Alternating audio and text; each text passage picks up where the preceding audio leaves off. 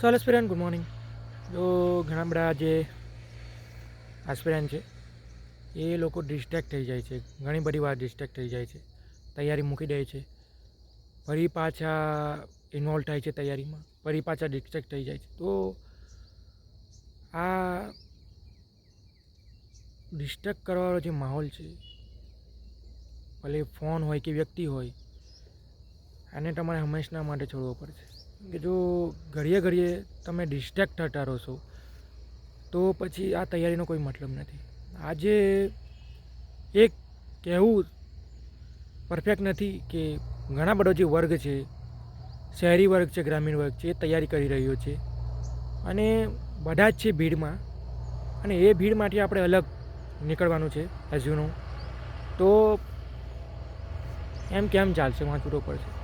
મેં એક perfect road map બનાવવો પડે. મેં પહેલાં બી ખાસ લાસ્ટ વિડીયોમાં ઘણું બધું શેર કર્યું હતું કે રોડ મેપ તો બનાવવો જ પડે.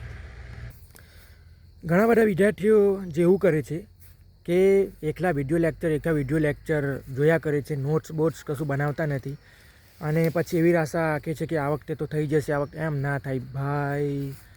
તમને આ મારા વિડીયોમાં ના માધ્યમથી મેં જે ભૂલ કરી છે એ ભૂલ તમે ન કરો.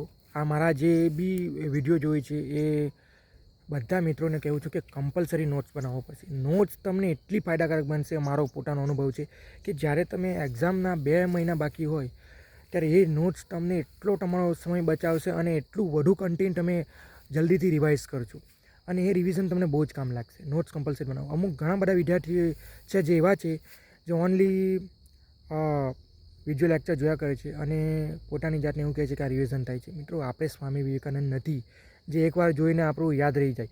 આપણું માઇન્ડ એવું છે કે ઘણીવાર આપણે રિવિઝન કરવું પડશે, ઘણીવાર આપણે રિવાઇઝ કરવું પડશે, ત્યારે આપણને યાદ રહે છે.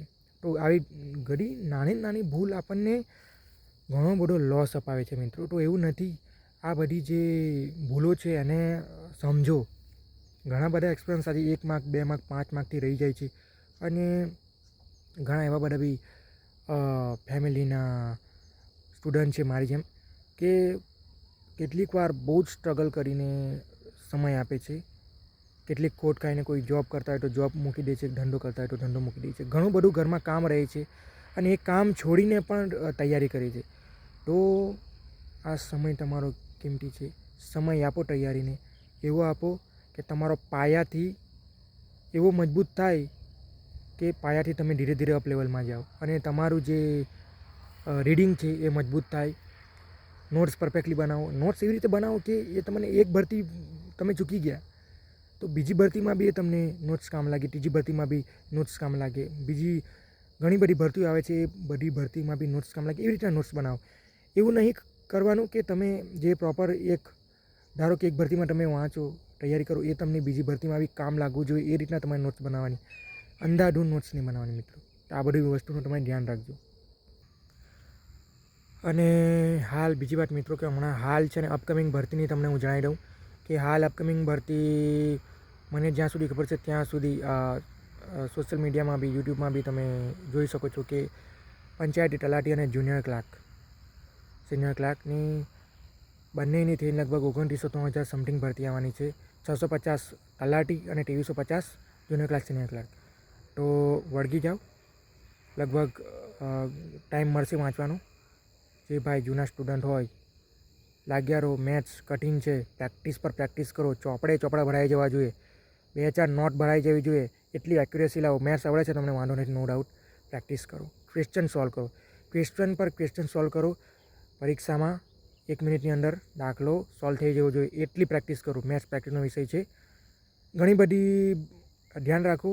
તમારા મનમાં કોઈ સવાલ હોય તો કમેન્ટ તરીકે મને જણાવો, જેથી હું તમને વિડીયોના માધ્યમથી જવાબ આપી દઈશ. સો મિત્રો, નવા વ્યક્તિ હોય તો લાઈક અને સબસ્ક્રાઈબ કરજો, જેથી મારો હિંમત હોસલો વધે મિત્રો. So thank you. Like subscribe કરજો.